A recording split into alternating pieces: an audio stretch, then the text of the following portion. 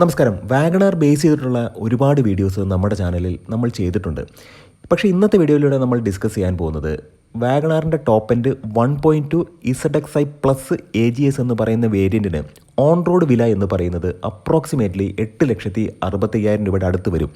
അതെങ്ങനെ നോക്കിയാലും ഇപ്പോൾ 6 എയർ ബാഗുള്ള ആ ഒരു വേരിയൻറ്റിന് അത് ഡ്യുവൽ ടോൺ ആണെന്നുണ്ടെങ്കിൽ തീർച്ചയായിട്ടും 8,70,000 അടുത്തൊക്കെ തീർച്ചയായിട്ടും അതിന് ഓൺ റോഡ് പ്രൈസ് വരുന്നുണ്ട്.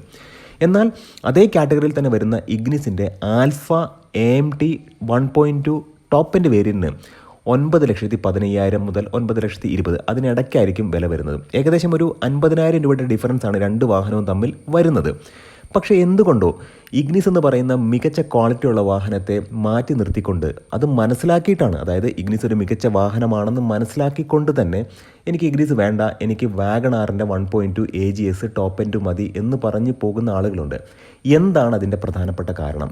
തീർച്ചയായിട്ടും ഈ ഒരു വ്ളോഗ് ഉപകാരപ്രദമാകും എന്ന് വിശ്വസിക്കുന്നു. എൻജിൻ ബേയുടെ മറ്റൊരു വ്ളോഗിലേക്ക് ഏവർക്കും ഹാർദമായ സ്വാഗതം. നമ്മുടെ വ്ളോഗും നമ്മുടെ കോണ്ടൻറ്റൊക്കെ നിങ്ങൾക്ക് ഉപകാരപ്രദമാകുന്നുണ്ടെങ്കിൽ നമ്മുടെ ചാനലിനെ ഒന്ന് വിലയിരുത്തിയതിന് ശേഷം ഒന്ന് സപ്പോർട്ട് ചെയ്യുക, സബ്സ്ക്രൈബ് ചെയ്യുക, മാക്സിമം ലൈക്ക് ചെയ്യുക, ഷെയർ ചെയ്യുക, കമൻറ്റ് ചെയ്യുക. ഇപ്പോൾ വാഗണാറിൻ്റെ എഞ്ചിനിലേക്ക് നമ്മൾ നോക്കുകയാണെന്നുണ്ടെങ്കിൽ എഞ്ചിനാണ് ഏറ്റവും പ്രധാനപ്പെട്ട ഒരു ഘടകം എന്ന് പറയുന്നത്. അതുകൊണ്ട് തന്നെ എഞ്ചിനിലേക്ക് നോക്കുകയാണെന്നുണ്ടെങ്കിൽ ഏറ്റവും ലേറ്റസ്റ്റ് എഞ്ചിൻ എന്ന് പറയുന്നത് അപ്ഡേറ്റ് ചെയ്ത എഞ്ചിനാണ്. അതായത് ഡ്യുവൽ ജെറ്റ് ഡ്യുവൽ VVT എഞ്ചിനാണ്. VVT എപ്പോഴും മൈലേജിനെ എൻഹാൻസ് ചെയ്യുന്നൊരു ടെക്നോളജിയാണ്. ഇപ്പോൾ ഈ ഒരു വാഹനത്തിൻ്റെ പവർ എന്ന് പറയുന്നത് അപ്രോക്സിമേറ്റ്ലി 89 BHP ആണ്. അതായത് 90.9 PS പവറാണ്. അത് 6000 RPM ജനറേറ്റ് ചെയ്യുന്നത്. ടോർക്കിലേക്ക് വരികയാണെന്നുണ്ടെങ്കിൽ 113.7 Nm ടോർക്കാണ്. അത് 4200 RPM ജനറേറ്റ് ചെയ്യുന്നു.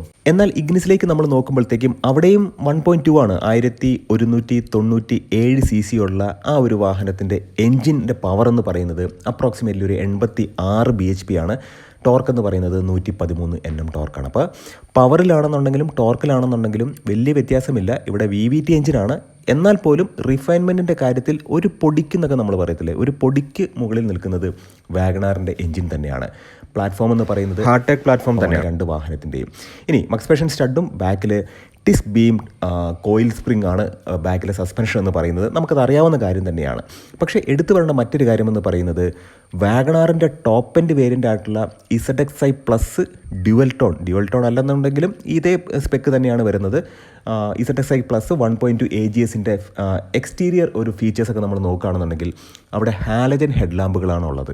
എന്നാൽ ഏറ്റവും ടോപ്പ് എൻഡ് വേരിയൻ്റ് ആയിട്ടുള്ള ആൽഫ 1.2 ഓട്ടോമാറ്റിക്കിൽ ഇഗ്നിസിന് LED പ്രൊജക്റ്റഡ് ഹെഡ് ലാമ്പുകളും LED DRLസും ഉണ്ട്. അപ്പോൾ ഈ LED പ്രൊജക്റ്റഡ് ഹെഡ് ലാമ്പുകളും LED DRLസും വാഗണാറിൽ ഇല്ല. അത് ഹാലജനാണ് കൊടുത്തിട്ടുള്ളത്. രണ്ടാമത്തെ ഏറ്റവും പ്രധാനപ്പെട്ട കാര്യമെന്ന് പറയുന്നത് നമ്മൾ എൻജിൻ ബേ തുറന്നു കഴിയുമ്പോഴത്തേക്കും വാഗണാറിൻ്റെ കേസിങ്ങിൽ ഒരു ക്ലാഡിങ്ങും കൊടുത്തിട്ടില്ല, ഒരു ഇൻസുലേഷനും കൊടുത്തിട്ടില്ല. അതായത് ബോണറ്റിൽ ഒരു ഇൻസുലേഷനും കൊടുത്തിട്ടില്ല. എന്നാൽ ഇഗ്നിസിൽ അത് കൊടുത്തിട്ടുണ്ട് എന്ന് പ്രധാനപ്പെട്ട ഒരു ഘടകമായിട്ട് എടുത്തു പറയേണ്ട ഒരു കാര്യം തന്നെയാണ്. അത്രമേൽ റിഫൈൻഡ് ആയിട്ടുള്ള എഞ്ചിനാണ് രണ്ടും. ഇഗ്നിസിനാണെന്നുണ്ടെങ്കിലും വാഗണാറിനാണെന്നുണ്ടെങ്കിലും റിഫൈൻഡ് എഞ്ചിനാണ്. അവിടെ ബോണറ്റിൻ്റെ മുകളിൽ ഒരു ക്ലാഡിങ്ങോ അതല്ലെന്നുണ്ടെങ്കിൽ ഇൻസുലേഷനോ കൊടുക്കേണ്ട ആവശ്യമില്ല എന്നൊക്കെ പറഞ്ഞാലും ഒരു ഇൻസുലേഷൻ അത്യാവശ്യമാണ്. കാരണം നമ്മൾ കൊടുക്കുന്ന പണം എന്ന് പറയുന്നത് 8,50,000 മുകളിലാണ് വാഗണാറിൻ്റെ കേസിൽ. ഇനി ടയറിലേക്ക് വരുമ്പോഴത്തേക്കും 14 ഇഞ്ചിൻ്റെ ടയേഴ്സാണ് വാഗണാറിൻ്റെ ടോപ്പ് എൻഡിൽ വരുന്നത്. എന്നാൽ ഇഗ്നിസിൽ വരുമ്പോഴത്തേക്കും അത് 15 ഇഞ്ചിൻ്റെ ടയേഴ്സാണ്.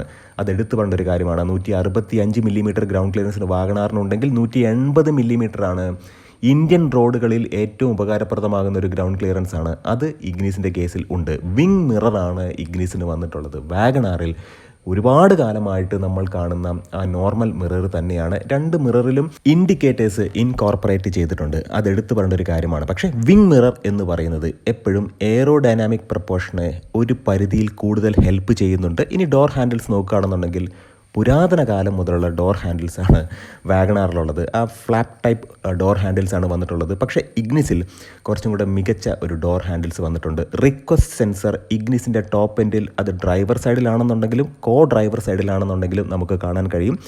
മാരുതി സുസുക്കിയുടെ ഒരുപാട് കാലമായിട്ട് ഒരുപാട് വാഹനത്തിൽ കണ്ടിട്ടുള്ള ആ നോർമലായിട്ടുള്ള കീ ആണ് വാഗണാറിൻ്റെ ടോപ്പ് എൻഡിലും കൊടുത്തതെങ്കിൽ ഇഗ്നിസിൽ കീലെസ് എൻട്രി ഉണ്ട്. കീ ഫോപ്പ് ഒക്കെ ഡിഫറൻ്റ് ആണ്. പുഷ് ബട്ടൺ സ്റ്റാർട്ട് കാര്യങ്ങളൊക്കെ ഉണ്ട്. ബാക്കിലേക്ക് വരുമ്പോഴത്തേക്കും എടുത്തു പറയേണ്ട ഒരു കാര്യമെന്ന് പറയുന്നത് ടോപ്പ് എൻഡിൽ പോലും ഡിഫോഗർ ഇല്ല എന്നുള്ളതാണ് വാഗണാറിൻ്റെ പ്രത്യേകത. എന്നാൽ ഇഗ്നിസിൽ ഡിഫോഗർ ഉണ്ട്. അതുമാത്രമല്ല 8,60,50,000 രൂപയുടെ അടുത്ത് കൊടുക്കുന്ന ടോപ്പ് എൻഡ് വേരിയൻ്റ് ആയിട്ടുള്ള വാഗണാറിൽ ഒരു സ്പോയിലർ പോലുമില്ല. എന്നാൽ ഇഗ്നിസിൽ അതുണ്ട്, എടുത്തു പറയേണ്ട ഒരു കാര്യം തന്നെയാണ്. തീർച്ചയായിട്ടും 341 ലിറ്ററിൻ്റെ ബൂട്ട് സ്പേസ് വാഗണാറിന് ഒരു അഡ്വാൻറ്റേജ് ആണ്. എന്നാൽ ഇഗ്നിസിന് അത്രയും കണ്ട് ബൂട്ട് സ്പേസ് ഇല്ല. തീർച്ചയായിട്ടും ഒരു 260 ലിറ്റർ മാത്രമാണ് ഇഗ്നിസിൻ്റെ ബൂട്ട് സ്പേസ് എന്ന് പറയുന്നത്. ഇനി ഇൻറ്റീരിയറിലേക്ക് നമ്മൾ കയറി കഴിയുമ്പോഴത്തേക്കും വാഗണാറിൻ്റെ ഇൻറ്റീരിയർ എന്ന് പറയുന്നത് സ്പേഷ്യസ് ആണ്. അവിടെയാണ് ഒരു പ്ലസ് പോയിന്റ് വരുന്നത്. അതായത് കയറാനും ഇറങ്ങാനും ഓൾമോസ്റ്റ് 80 ഡിഗ്രിയോളം തുറക്കാൻ കഴിയുന്ന ഡോർ ഹാൻഡിലാണ്. നമുക്കൊരു ക്ലസ്ട്രോഫോബിക് ഫീല് വാഗണാറിൻ്റെ അകത്ത് ഉണ്ടാവില്ല. വാഗൺ ഷേപ്പാണ്, ഒരു ബോക്സി ഷേപ്പാണ് ഈ ഒരു വാഹനം എന്ന് പറയുന്നത്. എന്നാൽ അതിൻ്റെ ഡാഷ്ബോർഡൊക്കെ നോക്കുമ്പോഴത്തേക്കും ഇത്രയും വില കൊടുത്ത് വാങ്ങിച്ചൊരു വാഹനമാണല്ലോ, എന്താണ് ഇതിൻ്റെ ഡാഷ്ബോർഡ് ഇങ്ങനെ ഇരിക്കുന്നത് എന്ന് നമുക്ക് തോന്നും. കാരണം അത്രമേൽ പ്ലാസ്റ്റിക് ക്വാളിറ്റിയൊക്കെ ഈ ഒരു വാഹനത്തിൻ്റെ ഡാഷ്ബോർഡിൽ ഇല്ല എന്ന് എടുത്തു പറഞ്ഞ ഒരു കാര്യം തന്നെയാണ്. തീർച്ചയായിട്ടും നമ്മൾ മനസ്സിലാക്കേണ്ട ഒരു കാര്യമെന്ന് പറയുന്നത് റിവേഴ്സ് ക്യാമറ പോലും ഈ ഒരു വാഹനത്തിൽ ഇല്ല. എന്നാൽ ഇഗ്നിസിന് അതുണ്ട്.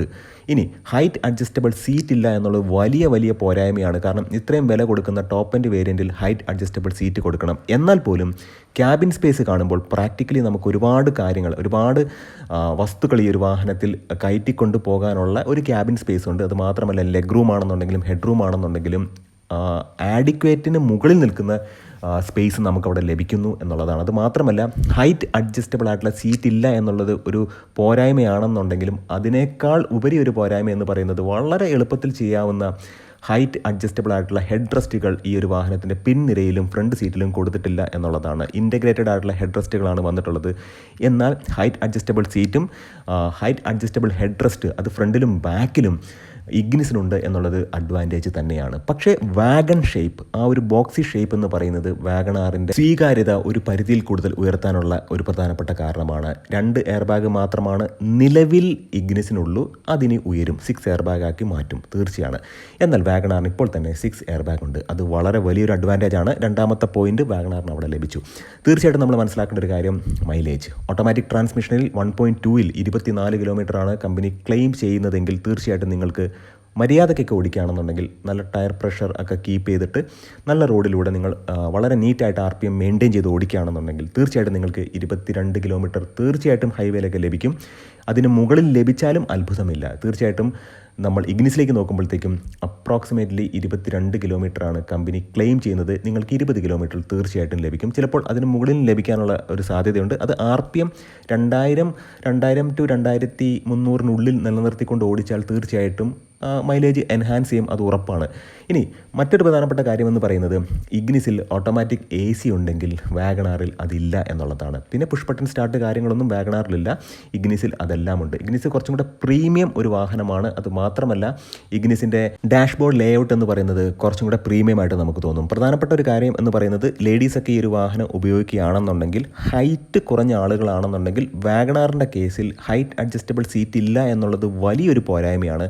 കാരണം എത്ര കണ്ടാണെന്നുണ്ടെങ്കിലും നമ്മൾ കൃത്യമായിട്ട് വാഹനത്തിൻ്റെ ബോണറ്റ് കണ്ട് വാഹനം നല്ല വിസിബിൾ ആയിട്ടുള്ള രീതിയിൽ ഓടിച്ചാൽ അത്രമേൽ കോൺഫിഡൻസ് നമുക്കുണ്ടാകും. തീർച്ചയായിട്ടും 15 ഇഞ്ചിൻ്റെ വീലുകൾ ഇഗ്നിസിന് ഒരു അഡ്വാൻറ്റേജ് തന്നെയാണ്. ഇഗ്നിസിലേക്ക് ആളുകൾ പോകാനുള്ള പ്രധാനപ്പെട്ട കാര്യം എന്ന് പറയുന്നത് ഈ ഹൈറ്റ് അഡ്ജസ്റ്റബിൾ സീറ്റാണ്. കുറച്ചും കൂടെ കോമ്പാക്റ്റ് ആണ് ഇഗ്നിസ്. പക്ഷേ പ്രാക്ടിക്കാലിറ്റി എന്ന് പറയുന്ന പ്രധാനപ്പെട്ട ഒരു ഘടകം അത് നമ്മൾ നോക്കുമ്പോഴത്തേക്കും അത് വാഗണാർ തന്നെയാണ്. റൂഫ് റെയിൽസ് കാര്യങ്ങളൊന്നും വാഗണാറിലില്ല, അതെല്ലാം ഇഗ്നിസിലുണ്ട്. കാരണം ഒരു ടോപ്പ് എൻഡ് വാഗണാർ നിങ്ങൾ വാങ്ങിച്ചു കഴിഞ്ഞാൽ നിങ്ങൾക്ക് റിവേഴ്സ് ക്യാമറ വെക്കേണ്ടി വരും. അതുമാത്രമല്ല ബാക്കിൽ വെറും 2 റിവേഴ്സ് സെൻസേഴ്സ് മാത്രമാണ് വെച്ചിട്ടുള്ളത്. എന്നാൽ ഇഗ്നിസിൽ അങ്ങനെയല്ല. തീർച്ചയായിട്ടും നമ്മൾ മനസ്സിലാക്കേണ്ട മറ്റൊരു കാര്യമെന്ന് പറയുന്നത് ഇഗ്നിസ് എടുത്താൽ നിങ്ങൾക്ക് റൂഫ് റെയിൽ വെക്കേണ്ട കാര്യമില്ല, റിവേഴ്സ് ക്യാമറ വെക്കേണ്ട കാര്യമില്ല, ഹൈറ്റ് അഡ്ജസ്റ്റബിൾ സീറ്റ് വെക്കേണ്ട കാര്യമില്ല.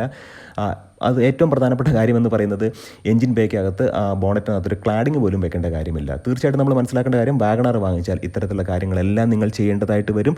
പക്ഷേ പ്രാക്ടിക്കാലിറ്റി എന്ന് പറയുന്നത് വാഗണാറിന് കൂടുതലാണ്. അത്യാവശ്യം നല്ല മൈലേജ്, നല്ല കംഫർട്ട്, ഹെഡ് റൂം, കയറാനും ഇറങ്ങാനും വളരെ എളുപ്പമാണ്, നല്ല വിസിബിലിറ്റി. പ്രധാനപ്പെട്ട കാര്യമെന്ന് പറയുന്നത് ക്ലസ്ട്രോഫോബിക് ഫീലില്ല, മികച്ച എൻജിൻ.